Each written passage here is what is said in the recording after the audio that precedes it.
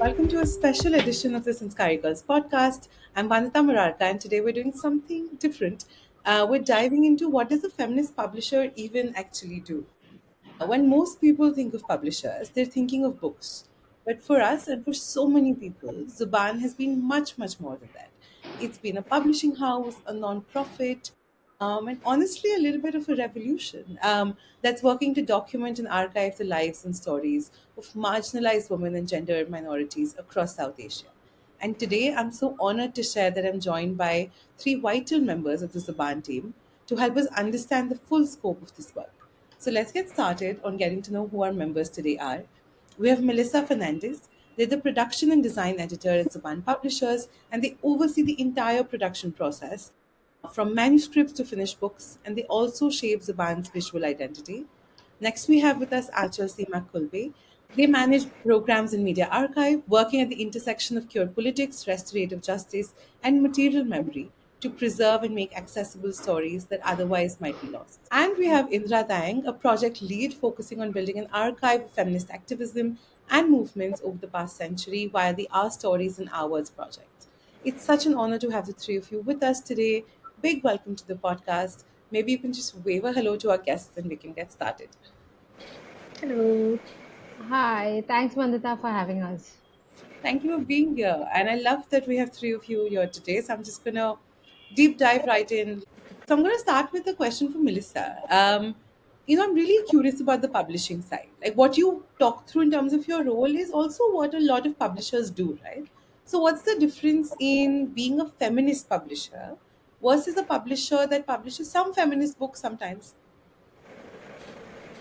So, what sets us apart, right? So, as a feminist publisher, firstly, before Zubaan was Zubaan, it was known as Kali for women, right? And at that time, I think there was an ethos that was already built that women didn't have a platform to talk, or to there was no one was interested in listening to what women had to say, and Kali provided that platform, gave that space for women to talk, to publish their work, their stories. And I think Zuban is built on that ethos, okay, that it's our mandate to print or to publish work by women and by marginal communities, obviously, yes, marginal voices. But what sets us apart mainly is that as a feminist publisher, we actively embed feminism in everything, in our mission, our vision, everything that we do. So right from editorial to the kind of like how our hiring process to our practices, our editorial practices to anything, you name it. We have a different approach and a different policy in place that actually gives people the space or creates a kind of a collaborative effort wherein books are not just commissioned like we don't work as normal publishers would, where we commission a writer and tell them, this is the topic here, work on it, and we look at which genres are marketable, what is actually working in the market. We don't look at that. What we look at is stories that are wanted to be told. So we don't find a writer in, say, at a party or this. We find writers at collectives. We find writers at literature fest, or we speak to people within the community. We for example, our Northeast books are mainly built around the fact that a grant was a group of writers came to write a certain number of things about their region, about what they felt they should write. And then we held a workshop. We usually hold workshops actually twice a year. Twice a year, where we train them.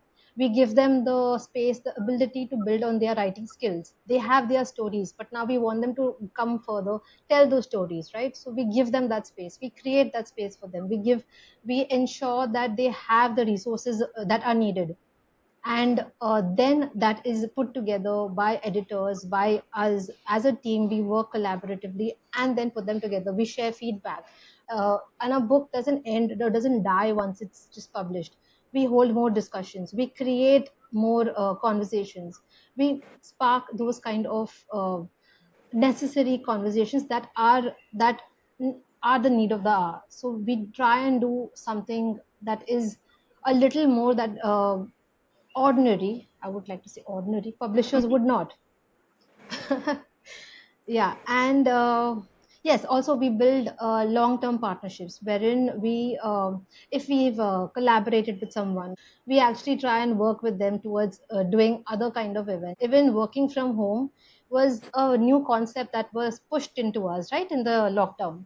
But over time, many organizations developed, they evolved. They evolved a lot, but there were organizations that were still not able to completely accept this, completely establish a good system, a healthy system. But that I felt as soon as I joined Zubaan, and that is something that's truly precious, and that's one of another uh, pros of working in a feminist publishing house, and that really sets us apart. Yeah. No, I just want to speak about what Melissa has said about the books on the Northeast and how we work with how there is a focus on the marginalized communities as well. So I think what you were talking about was the grant that we give out to the young Yes, researchers from the Northeast. yes, Has been yes, on, I think, since 2019 onwards, and then it's till the current date. So I think what really, especially for me who comes from this region, it really felt like Zuban gave me that platform to even talk about us or write about us. And looking at our histories itself, it's mostly oral, right? So, so that's why there was also a change that was accommodated. So the kind of, like, for instance, what is knowledge? Like, is it always in printed format or what? So that also, I think, we so slowly Zuban like adjusting to it and accommodating to it. So now the essays, for instance, it moves towards a more accessible format rather than just being print. So you will see in Zuban's work, especially with this project called Fragrance of Peace, the essays are very creative in that sense. Like, it doesn't really follow the format of like just print culture. The type of you know knowledge systems it creates also is very different from what existed. It also speaks a lot about the who holds power in writing the history. So the tools, like how history, writing is also a tool, how that also over time changes and then it's given to people with who also has something different to say.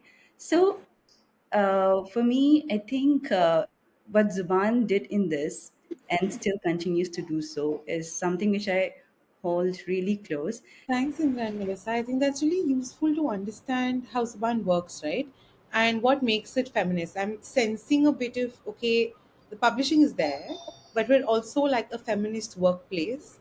We also have a feminist politics to the creators and knowledge producers and holders that we work with. And at the yes, same time, our process is not determined by, say, capitalist forces, right? It's determined by what's the story that needs to be told. And I think yes, that's so lovely because just recently I was reading about how more publishing choices are being made by, are you an influencer? Do you have a certain number of followers? It's not even about the idea or what the content of the book is. Is it that your face in that book is going to sell? So I think that's really, really lovely to know. And some of what you all shared, I think especially Indra, you spoke about whose knowledge is heard is a form of power, right? Whose knowledge is understood as knowledge. So, Achal, that takes me to you. I'm very curious that what is it that you're archiving and why is that work so crucial? And you have a background in queer politics, in working with sexual and gender based violence. How does those streams of work inform your decisions, your thinking process on what do you need to preserve, and also crucially, sometimes on what do you not need to preserve? And how do you make these decisions? Okay. Thank you for your question, Vandita.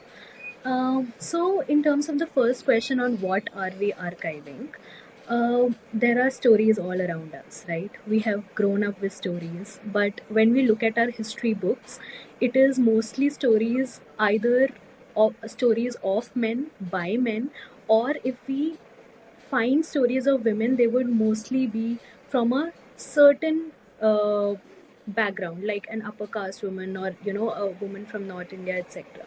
So when we think of archiving, we think of archiving the stories of women and gender and sexual minorities that have yet either not been heard or not been preserved. And we always say that these women have always been sharing their stories. Are we listening? That is the question. And so when we think of archiving, our quest is to listen, is to preserve, is to have it at one center repository so that others can listen as well. So from there, I'll start my answer. We have a set of 1100 plus posters, several podcasts, several films, several interviews, video interviews mostly, photographs, etc., all of which comprise our digital repository, which is the media archive, which we're going to officially launch very, very soon. And these are basically voices and stories and lives, documentation of life stories of a lot of women and sexual and gender minorities from across the subcontinent. And they have come out of different projects. For example, one of the project that I was a part of, which is called NSFW, or No Space for Work, was a gendered focus on uh, how practices of work and labor for women and sexual and gender minorities were distorted or changed at the time of the uh, COVID 19 pandemic and the subsequent lockdown. And so, what we have done is we have commissioned a lot of researchers from within these communities, researchers, artists, etc., from within these communities, who have brought out these stories. And now these stories are available in the form of graphic narratives and audio stories, and they will be launched again on the media archive soon. So these are basically stories of women which are going unheard, which are going uh, which are being lost in time or in the clamor that the rest of research methodology creates. And it is also a way of moving away from the sort of traditional research methodology where we talk about the researcher and the research, things like that, right? Breaking those binaries and saying that, you know communities can come forward and research their own stories, and these stories can be used by other communities to look at those stories and say that, okay, we have also gone through something similar, to make adaptations, to make art forms based on that, to make translations, etc. So this is our archiving process, and this is our archiving vision as well. One important part of our vision is accessibility, and that is the reason that we, and also like Melissa said, that we try to make our processes as feminist as possible. And in that quest, this is one of the most important things, because whose stories and who is it reaching has been a question that we have always been tackling. And so the fact that these stories should a reach the communities, b reach several other communities across the subcontinent who want to make use of it, who want to engage with it, and C, also reach people who are interested, just researchers, writers, historians, authors, etc., right, from across the world. So, just providing a platform for these stories, and not saying that these stories never exist, they always did. But we were like I started that were we listening to those is the question. Really powerful, because it's making me think that a publishing house can have a purpose which is not just telling stories, but also just being a conduit for stories that have not found the right audience, that have not been heard, archiving older stories that were told in different formats. And that's a really new way to not just look at Zubaan, right? And but to think of Zubaan's role as shifting what a publishing house could be. And that takes me to my question to Indra. Indra, you described Our Stories, Our Words as a series of 10 decadal graphic books that takes you through a journey of a century of women's movements in India. I think from the 1920 to 2010s. I have a lot of your other work, and I'm really excited to be able to have this copy as well at some point. But it's a really ambitious project. So I'm curious, to know a little bit more about this work, why this format, and what does it mean for you, for the organization, to document 100 years of feminist organizing in this manner? To begin with, yeah, it's a very ambitious project. That's what we go around saying, because it really is. To think of, even mapping 100 years of feminist movement, because, it can be so diverse to even explain or define what movement do we call feminist, and, what all, how do people understand a feminist movement. So yeah, first coming to the format of it, one thing we really felt was the accessibility, like we said, and Melissa and Aanchal was also mentioning the how sometimes print at, like, if the book is out in just text, how it does carry a lot of history, but also sometimes it may not also be accessible as such. So for us to try to do something different with this project was our goal, and in thinking in those lines, we felt like maybe having a graphic book on women's movement could be really interesting, at least a start, because when we talk about accessibility, it's this, and also it's about how more can we make this accessible also, because, and another thing which I spoke about earlier was also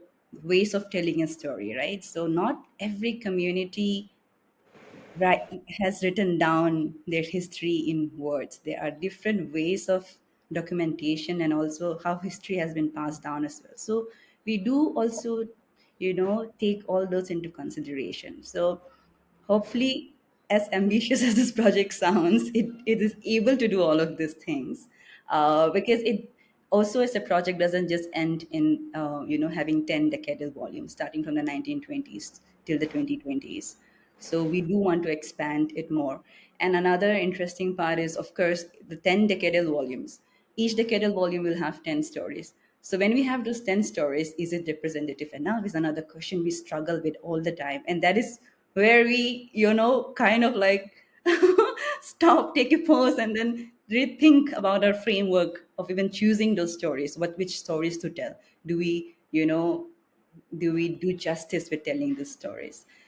Of course, sometimes we may miss out, or like, it could be a great job in making it as diverse as representative as well.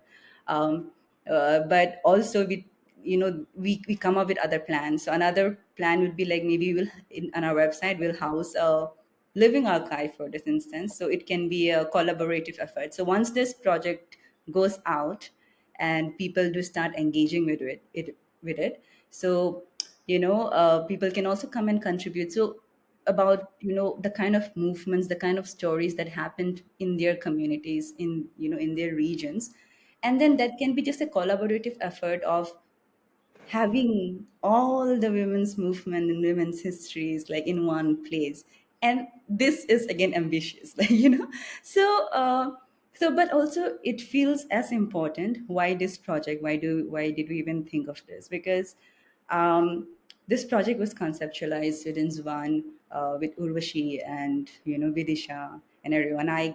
And when I joined, I started working on this. So for me, as I was working, it also made me question a lot about my own history. For instance, I would find photographs, for instance, because people do have a way of recording histories also. Some can be in photographs as well. So I had come across a photograph of my tribe women holding guns, and then I was thinking, where is the story about this? And for me, then I looked up everywhere, and then I couldn't really find anything on it, though there were stories, but in just oral narration, and not really having it documented in print. But even the oral narration was not as clear as to what happened. But it does, the narration sort of takes us to saying that these are the women who fought in the Indochina War. But that is when it also got me thinking, even if I want to find the stories now of my ancestors, where do I go? Like, I reach a point that I can't find the stories anymore. So for me, that is why archiving also, and especially in collecting and documenting the stories, becomes so important and precious for me. um, and also doing the archive, like having this archived in a manner that is feminist, right? So because this is what Zubaan also keeps on saying, that we try to kind of embed feminist ways of doing things. So even in archiving, for instance, we would not just follow the traditional way of archiving, not very extractive, but also having equal participation of people whose stories are being told. So having the consent, all of these things become very important. And if they don't want to tell their story, then it's okay to not bring up their stories. So having all those in systems and actually putting it out in our work is something which I also value, and which I am still learning. Sometimes it can be really difficult to do it the feminist way also. But I think, yeah, I think it's equally important. That's beautiful, Indra. Thanks for sharing that. When I started the book club, and even before that, a key reason for me was I didn't understand what these books were talking about. Like, we didn't eat tea like that. Like, we didn't get scones and British tea for, at 5 p.m. And my geography didn't look like that. The plants a book was talking about didn't look like that. From people to the environment around me, I feel like I kept searching for myself, and it just wasn't there, at least in the books near me, right? The books in school also, there's such a like the correct type of book to read, that it just wasn't there. So what you said about where do I go to find my stories, and if we don't archive, we do reach a point where you can't go anywhere, because the downside of oral traditions is sometimes they die out. I see it in my own family, where because we don't document, everything is shared orally. As people pass on, some stories are just no more. So that's a really, I think that's the way I'm going to think about archiving forever now, which is where do I go? And that's why we archive, so that each of us has a place to go to and figure out who we are, who were the people before us, and learn from them. So I really thank you for that. I think that's a really powerful insight for me. Thank you. Achal, is there something you'd like to add to this? Okay, so just adding on a little bit to what Indra has said, one of the powers of archiving, like you put it, is also in the multiple ways in which we have arrived at archiving. Uh, and so there are, like I said, there are podcasts, there are a lot of audiovisual mediums. I would like to talk about this one specific medium, which is our project called Poster Women. Um, which is basically a collection of 1100 plus posters, but these have been sourced from organizations, collectives, individuals, etc., activists from the women's movement. So when you look at the posters, it's in a way a visual mapping of the women's movement of India, in the form of visuals or posters or illustrations. And so that becomes one very powerful medium, because art will tell you a lot of other things as well. Art will also tell you where are these narratives being informed by, where was the feminist movement at this point in history, what motives are being used, what symbols and images are being used, and where are they coming from. So I think that is one very powerful way of understanding our past, also looking back, and again moving away from just a textual revisiting of the past, but also saying that the past is held in several objects, in several materials, and how do we revisit those. So yeah. That's lovely. One of the activities I did in a feminist space once was to bring an object from your life and place it on a table, and then you got to share a story about that with each other. And it was very fascinating for me for how many people they carried a piece of their like feminist ancestors as a way to acknowledge who they were.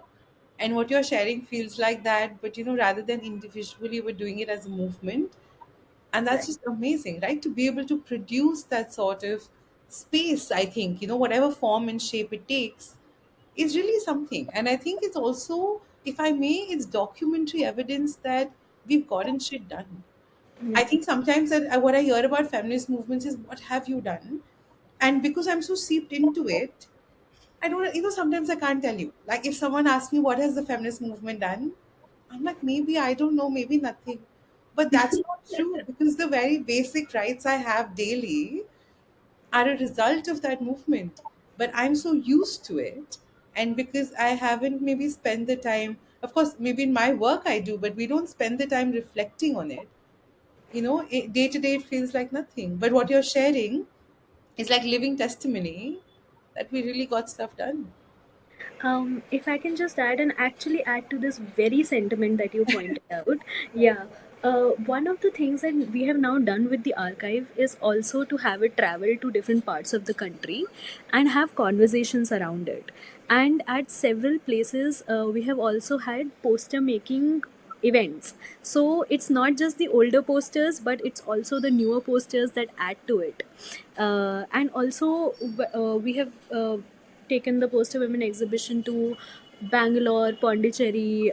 It's now going to travel to Shanti Niketan and other places, and it all of that has been accompanied with panel discussions, film screenings, walkthroughs, just like conversations and dialogues around the posters itself. I would actually like to show you something very interesting, and maybe Melissa can pitch in on this also. So, when I'm talking about adding to the poster women collection and just having more posters, I would also like to talk about some newer developments that we have had. For example, we had a zine making workshop, and very recently in June, which is the Queer Pride Month, Zubaan Books also had a contest of sorts online, which had a call for submissions for queer artists to submit their artwork. And these are posters from queer artists from the country,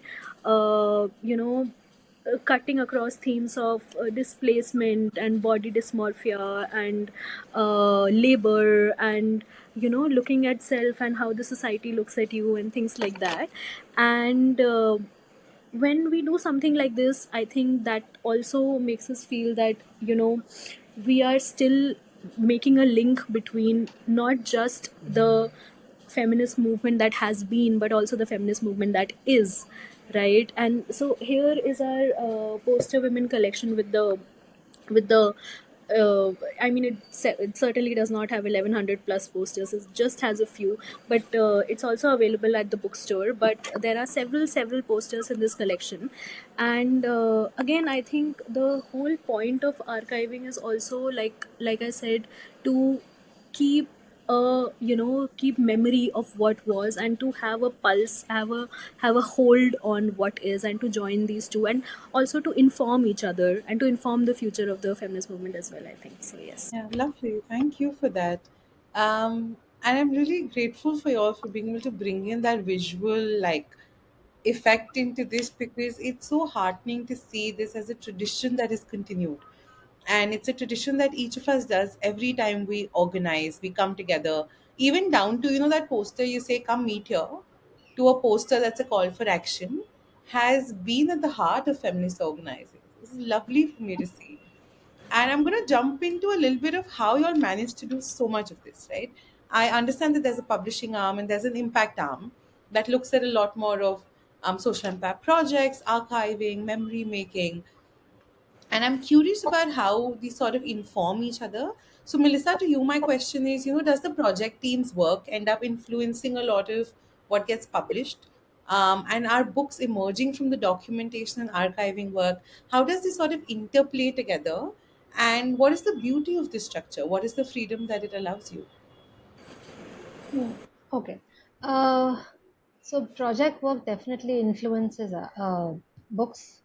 It does influence it in a big way. In fact, like I said before, the Northeast, our entire series of the Northeast is actually a project. They were grants that were given to individuals who worked on stories, who worked on poems, who worked on any kind of artwork, and that was then later translated and put into, like they were trained. There were workshops that were held, they were trained, everything was, there was an entire process that went through in putting together that book, and then that book came to the publishing side. There are academic works, but still academic works is given more of a feminist and a more research centric edge instead of more academic.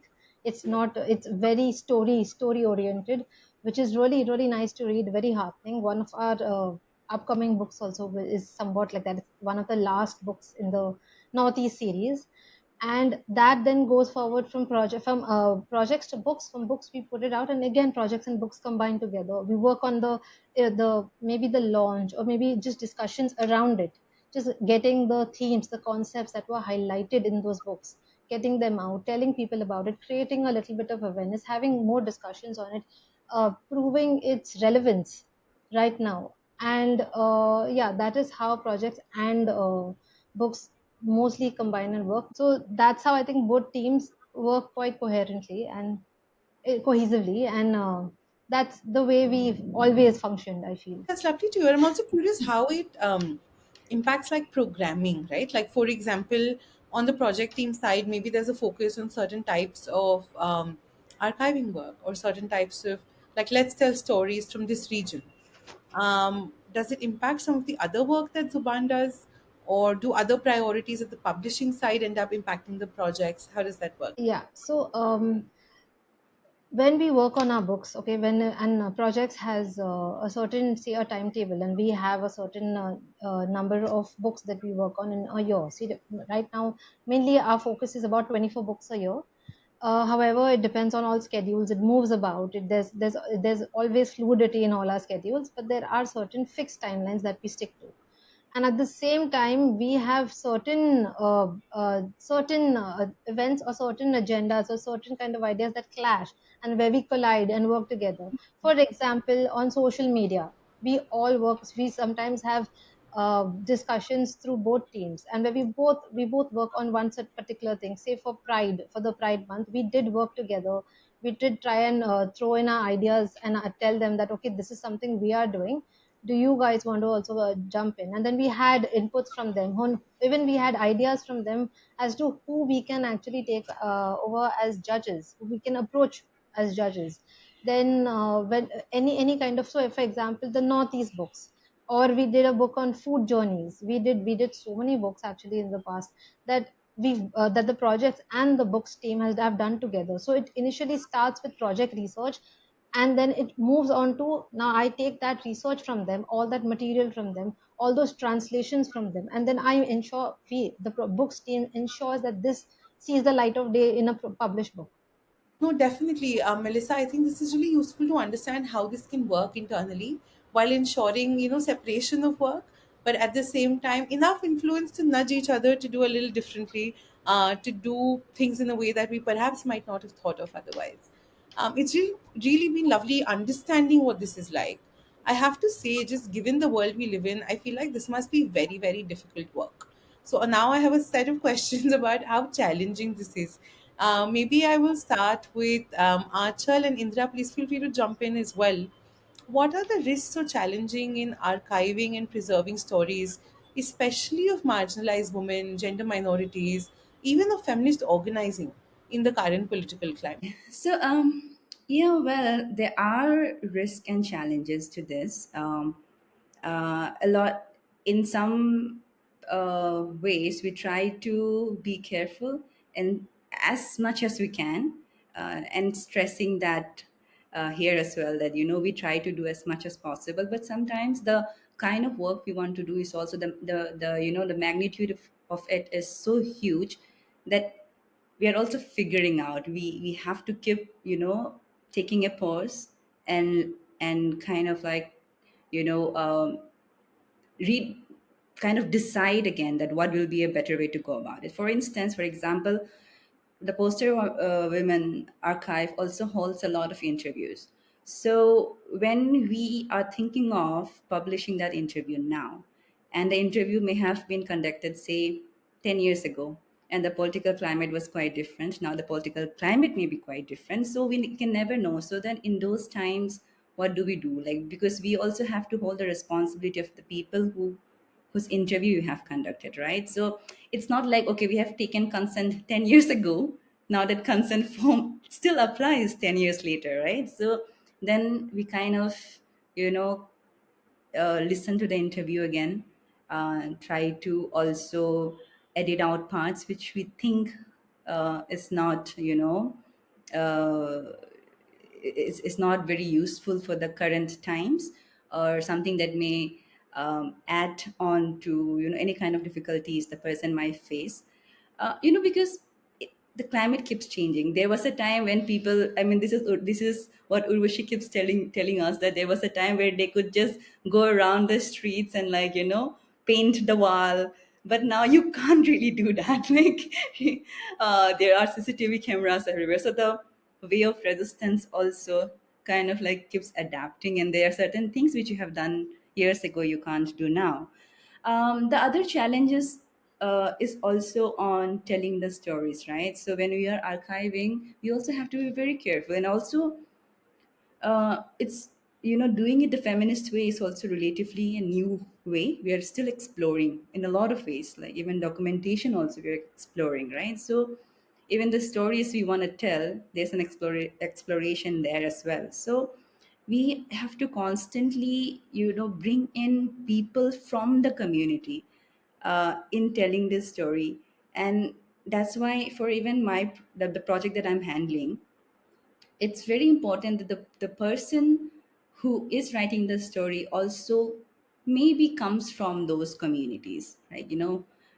Because in telling their story, they'll have, more understanding of their own history, of their own background, of the kind of problems that particular region or community have faced.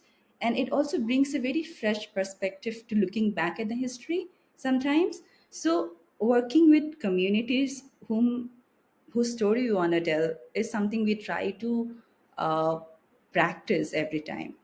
And for instance, even the interviews are taken in a lot of like Indian languages, right? So, and it would be really unfair to just put out the transcript of the interviews only in English, because not everybody can read English. So making it uh, very important, making it sure that these interviews are also transcribed in the language the interview was taken in, so that it can go back to the community. But all this we try to do, but also these are equally expensive in a way. So funding is also a great challenge. So yeah, these are the risks, these are the challenges, and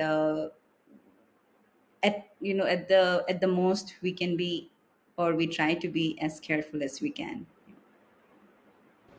That's really lovely to know. I think what I'm hearing, not only now but throughout, is the community centrism of some of this work, where it's not just like we decide we want to do something, so then we go do it with people whose lives we're talking about, but that we really do it with them. And we do it in a way where whatever the final product is, and again, not just the written form, but publishing in its many ways, right? Like recording in its many ways, is first accessible by people whose data we have used. So yeah, that's really, like, I think something even from a publishing point of view, to anyone listening in, I would push for. I'd say, is the person who's doing the interview with you able to read that report or able to understand that video that you put out? And if not, then that's just not a fair process. Thanks for that, Indra. I'm going to move to Achal. Achal, anything you want to add? So I think one important thing that I want to make a note of here is that we also routinely look at our own limitations and understand that the team also, all of us come from like several places, several cultures from across the country, but also we, all of us are, are capacitated in different things and not yet in different things, and that is just what being human is. Being a part of our feminist politics is to understand that we all have a lack, and that it's okay to constantly keep educating ourselves and capacitating ourselves towards that. So one of the things that we do is that for more than a year now we have been routinely going through something called a disability training workshop, which in which the entire team participates, and we touch upon themes like what disability justice is, what disability politics is, what are the accommodations needed, what is an invisible disability, what is a visible disability, and what can what can we think of it as, as people who work with persons with disabilities as well as people who might have these disabilities, right? So one important thing for me personally that has featured in all of this is also that I live with endometriosis. I live with an invisible disability, and also like how Melissa said and how Indra has also mentioned before, that the way in which I am accommodated in this organization is pretty nice and pretty amazing, because a lot of people in the organization live with chronic illnesses or invisible disabilities. And so that is also a way in which we have sort of instituted care and community. So it's on a structural level now. It's like Melissa said, a lot of these things are on a policy level now. Like flexible arts are on a policy level. Um, so uh, so that is also one very important thing, I think, that understanding that all of us are also limited, or we need flexible working conditions, and that it is only by providing each other that space that we can actually create a very feminist space for ourselves. So, yeah. Lovely. And I think some of these feminist practices of how we organize, formally or informally, can be a very critical strategy of resistance, because it really allows you to sort of ride through the difficult political times. Yeah. Because there's community, there's structure, there's people that you can work with, rely upon. And I think that's so fundamental to how feminist organizing happens. I know the other thing that's come up a couple of times, and I run a feminist organization as well, is money. And where's the money, and how are we going to do this? It's expensive work. I think it also came up that sometimes feminist work is slow work, and you should have seen my face then, because I was like, yes, it's slow, expensive, sometimes tedious work, right? So now I'm going to go to you, Melissa, with the tough question. Apart from the political stuff, from a production perspective, what makes feminist publishing difficult in the current Indian market? I'll also add on to ask, how do you balance, say, commercial viability with political importance? If our decisions are not based on marketing, then what does money look like? Whatever you feel comfortable telling us. So I think introduction, one of the toughest choices we have, or the toughest decisions to make, is mainly when our books have to be printed. This is because we don't do large print runs. We cannot do large print runs because we need to somewhere uh, ensure the book is also priced at a certain amount, at a reasonable amount. And large print runs do help with that. But then large print runs also require a lot of funding, because it gets expensive to end up printing that many books. So our largest print runs, at least in the past 2 years, have been around 1,500 books.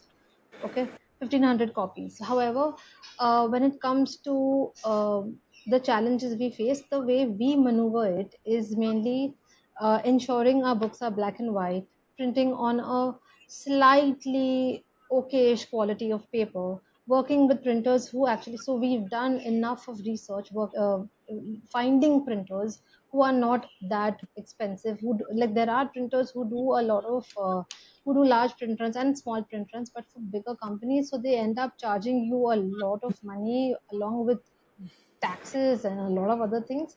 We found printers who are still smaller, who still can take over our can take on our orders of say 1,000 or 500 copies, or even 250, 300 copies. 300 copies is mainly a minimum requirement for offset printing.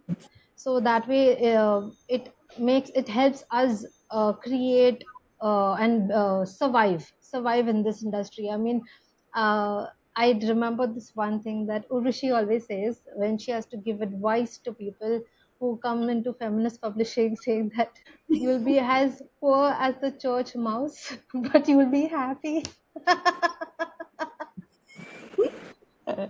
And sorry, I'm laughing so much about it, but it's a fact. It's a fact that we live with, where in order to be a feminist publishing house and to survive, we don't really thrive or anything. We just survive. We try and tell people that buy our books from us, so that we get the money directly, rather than go on to our you can obviously buy it from our distributors. It does help us. However, we, with actually internet and social media, it's become a lot better, where a lot of people now know us. There are other, we try and co-publish with other obviously with other publishers, where we then widen our reach, we widen our base. People are more aware of Zubaan.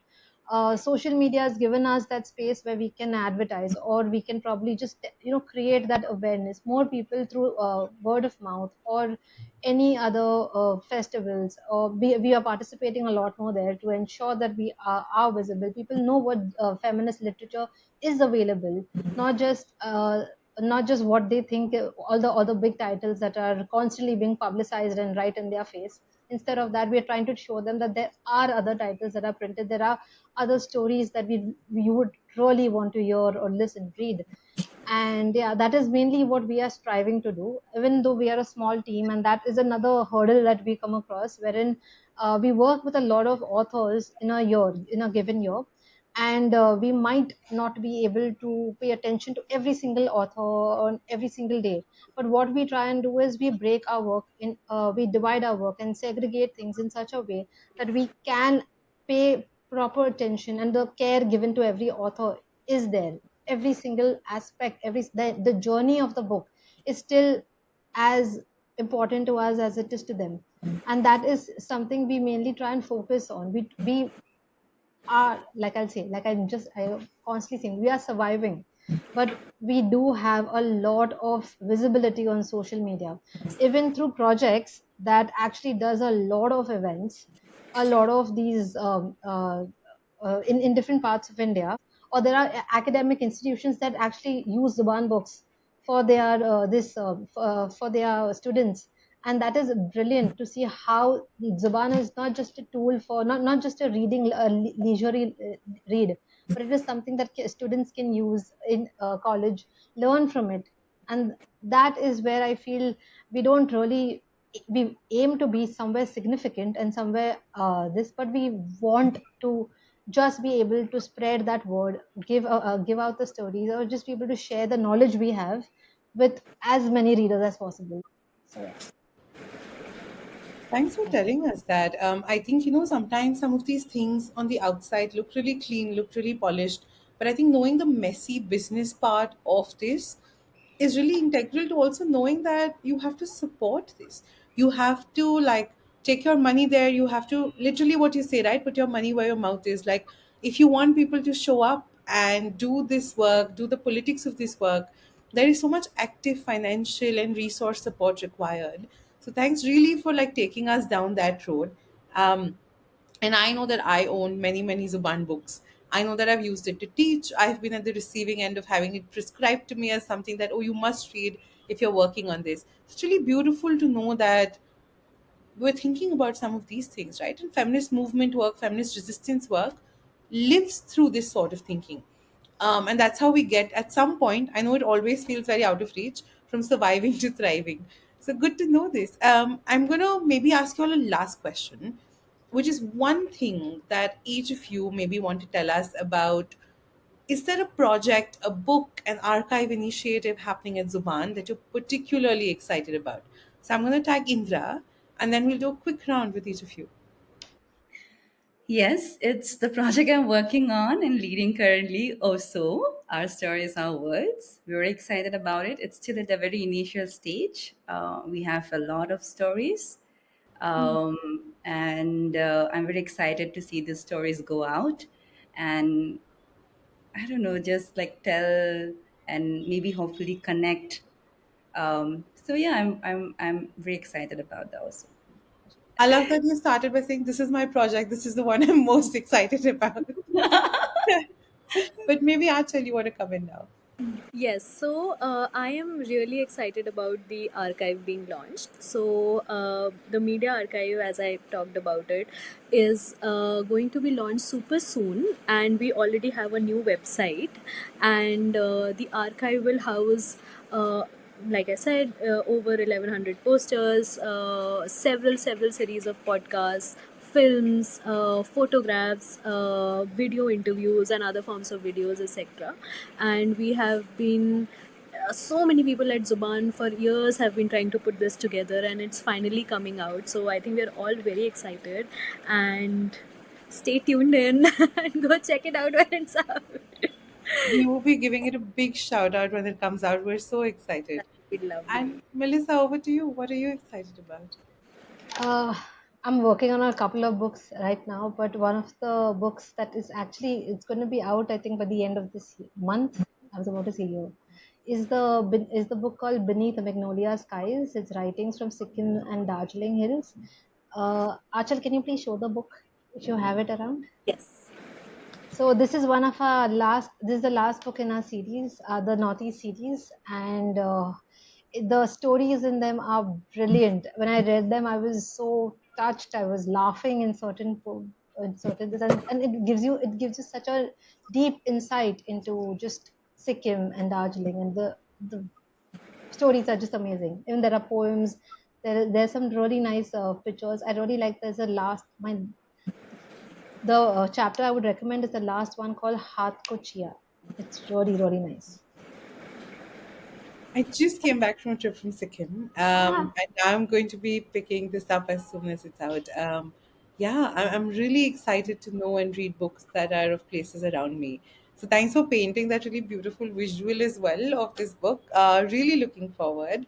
Um, Thanks all of you for sharing some really exciting projects and books that are coming up.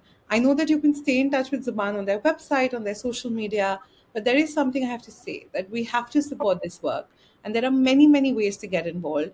I'm sure you can reach out to the Zubaan team to figure out what those ways might be. But there's one thing you can do right now while you're listening to this podcast is go buy a book. So go to Zubaan's website, go find a place that sells books that Zubaan publishes and get a copy. I'm sure there's something for everybody. I have bought books for everyone I know at some point from Zubaan. So I know you can find something as well. Melissa, Aanchal, Indra, thank you so much for helping us understand what a feminist publisher actually does, and not only telling us the lovely parts of it, but taking us through the messy day to day, the hard work, the effort, the money, everything that goes into feminist publishing, and really giving that insight. Like I know that if I was to start a feminist publishing company, I would listen to this episode before I decided what to do next. So really, I'm so glad to have been a part of this conversation. Any last words from you, and then I'll close.